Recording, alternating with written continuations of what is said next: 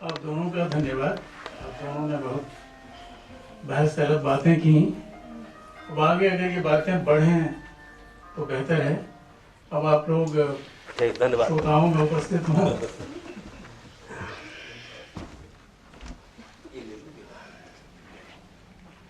अगला सत्र मित्रों मर्जानी पर केंद्रित है। इसमें वो वक्ता हैं श्री गीत चतुर्वेदी और श्री प्रियदर्शन। आप दोनों मंच पे आए।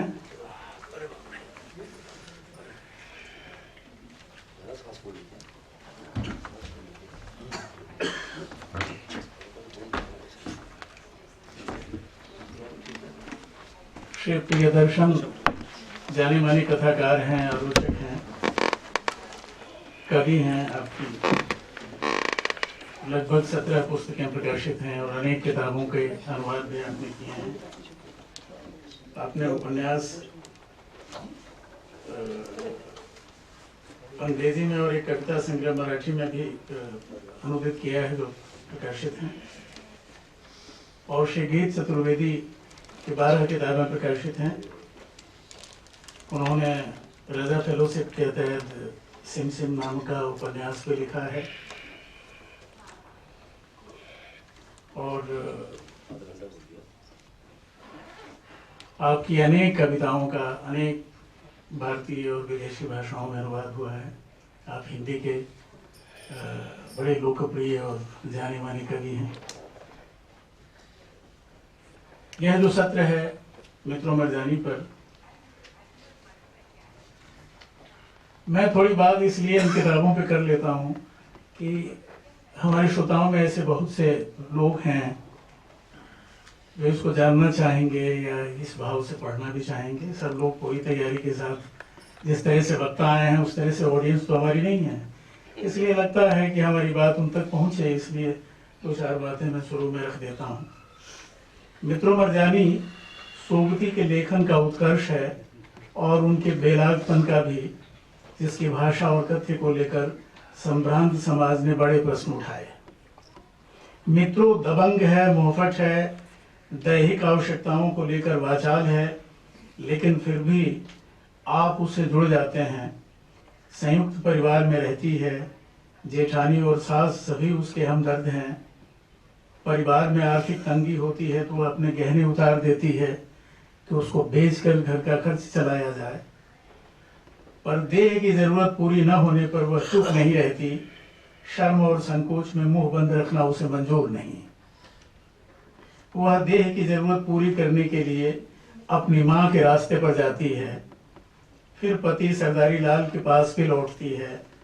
वह लौटती है तो कारण उसकी असुरक्षा का है, जिसमें उसका चुनाव परिवार में होता है। यह अजीब ही है कि लोगों को सोबती का विद्रोह दिखाई देता है, पर परिवार की चिंता और उसे रहने लायक बनाने की उनकी मांग पर कोई ध्यान नहीं देता। मेरा ख्याल है इस पर भी बात होनी चाहिए। सबसे पहले हम गीत जी से निवेदन करेंगे, उसके बाद प्रियदर्शन जी अपना वक्तव्य देंगे।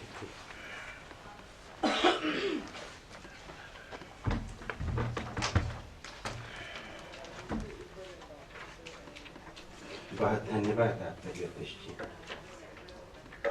आदरणीय अशोक जी, मदन जी, आचार्य जी और मित्रों मर्जानी। कहानी तो आप सबको पता है, लेकिन फिर भी एक रिकैप जरूरी है। उत्तर पश्चिम भारत या पंजाब में एक संयुक्त परिवार रहता है। बुजुर्ग माता पिता अपने 3 बेटे बहुओं के साथ। कहानी मझली बहू के इर्द गिर्द घूमती है, जिसका नाम है मित्रों। आए दिन उसकी अपने पति सरदारी लाल से मार कुटम्बस तकरार होती रहती है। मित्रों उद्दाम यौनेच्छा से भरी हुई है, अतृप्त है, असंतुष्ट है और यह कुंठा उसके पूरे व्यवहार से उत्सर्जित होती है। वह मध्य वर्गीय ग्रामीण परिवार की नैतिकताओं और मर्यादाओं को धता बताते हुए सास, जेठ जेठानी, देवर देवरानी सबसे बहस करती है, जली कुटी सुनाती है और अपने पति की यौन निष्क्रियताओं पर अपनी सास को अपमानित करती है। सास बहू की कहानी, संयुक्त परिवार की कहानी, संयुक्त परिवार की राजनीति, ये सब होते हवाते एक दिन मित्रों को मौका मिलता है कि वो अपने पति के साथ मायके चली जाए। यहां हमें पता चलता है कि मित्रों की मां संसार के सबसे पुराने व्यवसाय से जुड़ी हुई थी, इसीलिए उसके पास एक आक्रामक यौन इतिहास है। मित्रों उसे अछूती नहीं और यह आक्रामक यौनिकता उसे विरासत में मिली है। मित्रों की मां मित्रों की अतृप्ति को पहचान जाती है और अपने एक पुराने आशिक को घर ले आती है ताकि मित्रों सुख पा सके। मित्रों अपने पति को नींद की दवाई पिला के उस आशिक के कमरे तक जाती है, लेकिन चौखट से लौट आती है, लौटकर अपने सोए हुए पति के पास सो जाती है। ये मित्रों की वापसी है और कहानी यहीं रुक जाती है। मैं ये नहीं कहूंगा कि यहीं पे समाप्त हो गई, बस कृष्णा जी ने कहानी यहीं रोक दी, क्योंकि दूसरी कई किताबों में मित्रों रूप बदल कर आई और कहानी आगे चलती भी रही। इस किताब पर फिल्म बनाने की बात भी चली थी और मैंने पढ़ा है कहीं कि निर्माता चाहते थे कि मित्रों को बिकनी पहनाया जाए। कृष्णा जी को जाहिर है ये बात पसंद नहीं आई और ये फिल्म की जो बात है वो रह गई। लेकिन मित्रों एक चरित्र के रूप में उन्होंने एक दूसरी किताब लिखी थी, छोटी सी जेनी करके एक नॉवेल है, उसमें मित्रों का एक नया रूप भी दिखाई देता है। तो खैर कहानी तो वहीं पे रुकी हुई है, लेकिन कई सारे सवाल जो तब से चले तो अब तक चलते ही रहे हैं कि 1967 में रचा गया ये मित्रों हिंदी साहित्य का बेमिसाल चरित्र है। और ये बात है कि कोई चरित्र स्वयंभू नहीं होता, हर चरित्र के अपने पूर्वज होते हैं और अपने वंशज भी होते हैं। संभव है कि 100 साल पहले लिखी गई किसी किताब में जो चरित्र हो, उसका कोई वंशज आज लिखी गई किसी किताब में नजर आ जाए। जैसे वर्तमान की एक किताब अतीत की कई किताबों के साथ संवादरत होती है, उसी तरह एक ताजा चरित्र अतीत के कई चरित्रों की परछाइयों का वजन भी उठाता है। और अगर मेरे जैसे किसी पाठक को ऐसा कुछ दिख जाए तो वह उन चरित्रों के आपस में तुलना भी करने लगता है। जैसे मेरी नजर में कृष्णा सोबती की मित्रों मरजानी फ्लॉबेर की मदाम बावेरी का एक विशिष्ट वंशज है। पूरी तरह नहीं, लेकिन महज कुछ मायनों में। मदाम बावेरी बहुत सपने देखती है, उसमें उच्च जीवन की अनेक अभिलाषाएं हैं, उसके मुखर रूप से कई प्रेम संबंध हैं, उसके पास छल और धोखे का एक लंबा इतिहास है। कृष्णा सोबती की मित्रों के पास इनमें से कुछ है, इनमें से कुछ नहीं है। उसे इन सब चीजों की परवाह भी नहीं है। मदाम बावेरी के पास झूठ को सच की तरह जीने का स्वांग है, लेकिन मित्रों इस मामले में एकदम अलग है। उसके पास स्वांग नाम की कोई चीज नहीं है।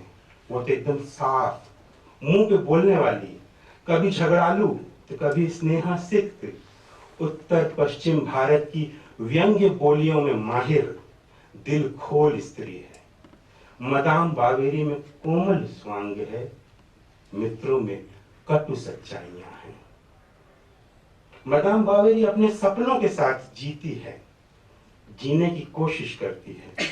जब वो नाकाम हो जाती है, वह कोई अपने सपनों के साथ समझौता नहीं करती, मर जाती है। वो इस बात का एहसास नहीं होने देती कि ताउम्र उसने अपने खुद से बड़े सपने देखे थे। मित्रों सपनों की दुनिया में तो जाती ही नहीं है, वो तो हकीकत के तपते हुए बदन पे सुख के कुछ छींटे मारना चाहती है, और जिस सुख की वह कामना करती है वो सुख सपना देखने से नहीं मिलता। कई सुख सपने में मिल जाते हैं, तब जीवन में इंसान को उसकी कमी नहीं खुलती, लेकिन मित्रों को जो सुख चाहिए उसे अगर वह सपने में देखेगी तो यथार्थ में उसकी तड़प और बढ़ जाएगी।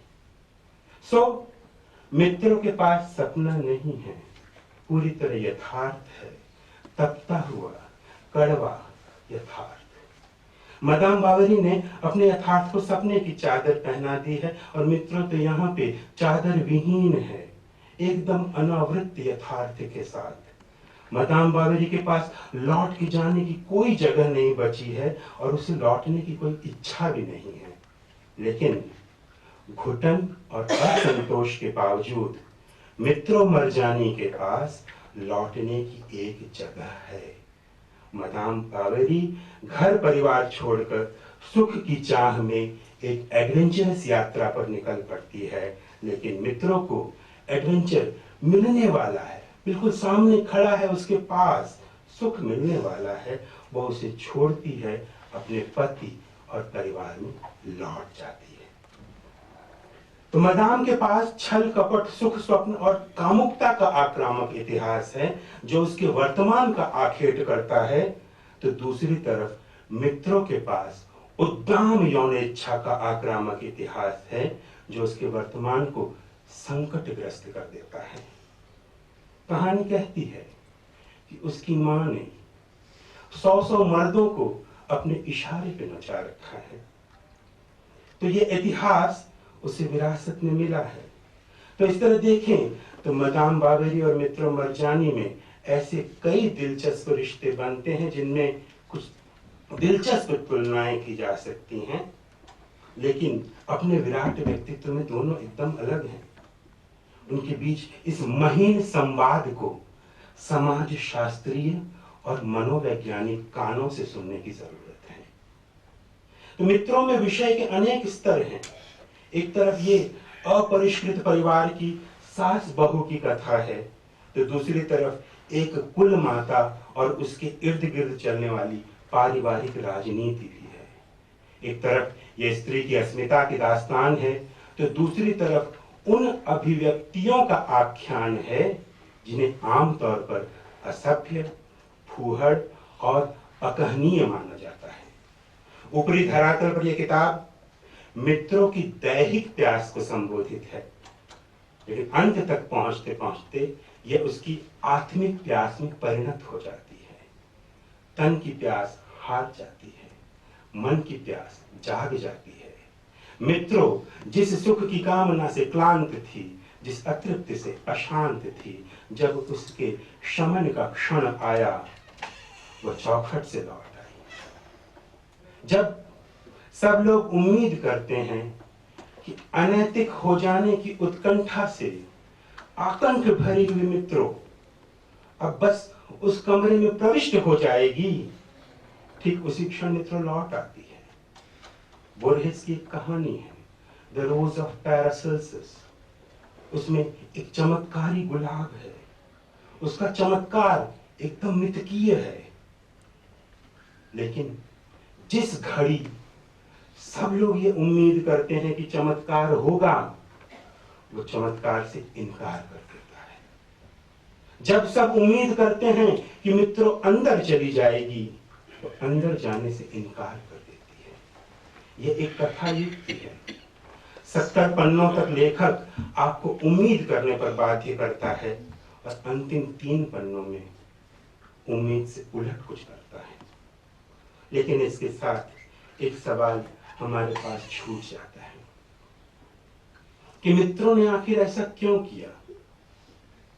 क्या कथा के अंत में वह किसी प्राचीन नैतिकता के पाश में बंध जाती है?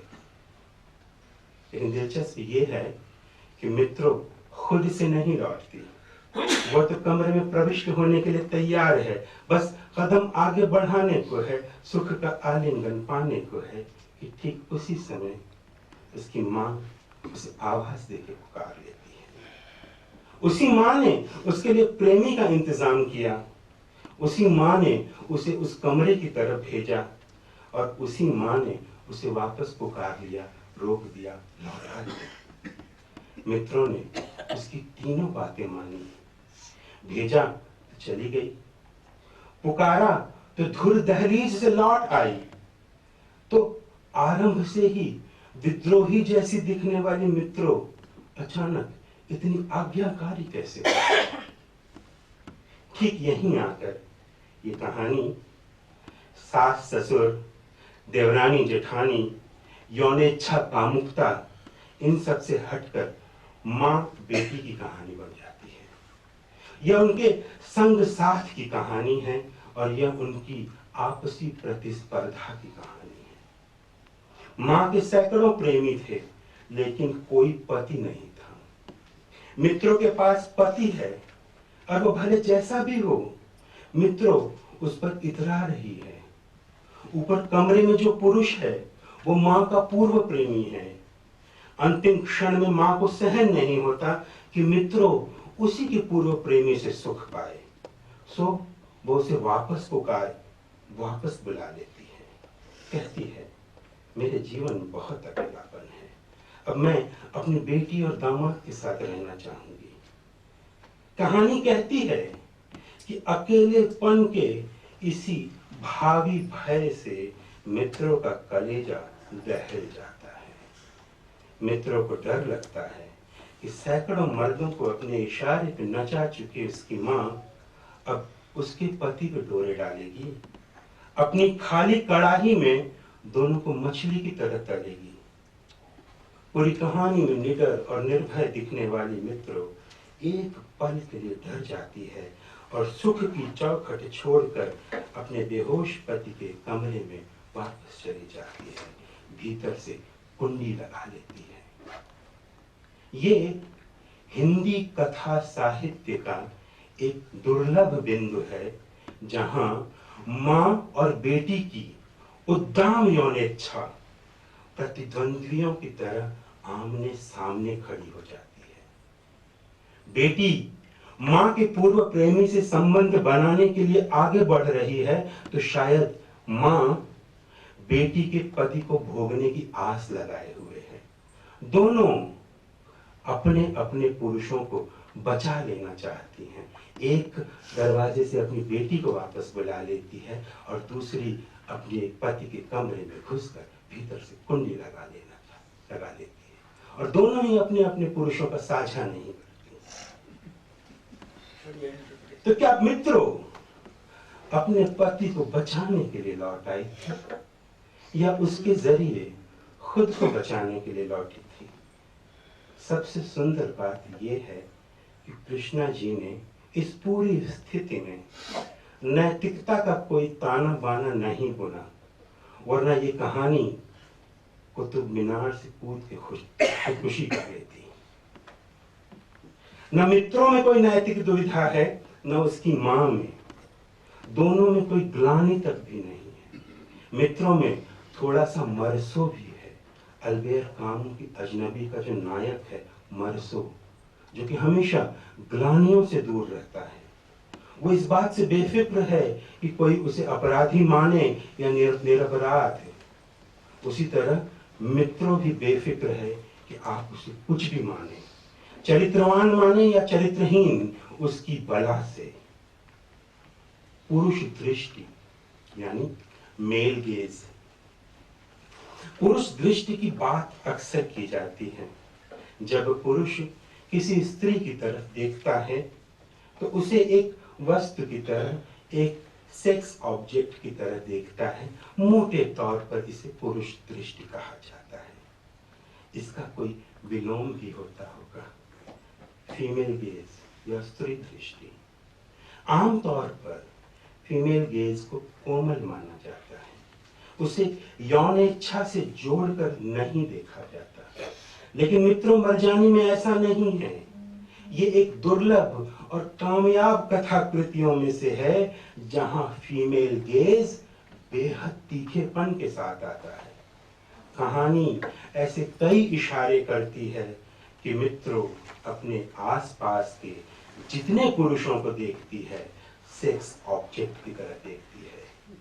वो अपने जेठ और देवर से संतुष्ट होने का इशारा करती है और जब अपने पति को लेकर मायके जाती है तो उसकी मां बालो उसके पति को जिस कामोद्दीप्त निगाह से देखती है वो निगाह फीमेल गेज का एक अलग ही आयाम प्रस्तुत करती है। कहानी से ये 2 लाइनें सुनिए जरा। बाहर जाते सरदारी, सरदारी यानी मित्रों का पति, बाहर जाते सरदारी का बांका लाचा देख, बालों के मन में जो मरोड़ उठी, तो मित्रों ने आंखों से ही समेट ली।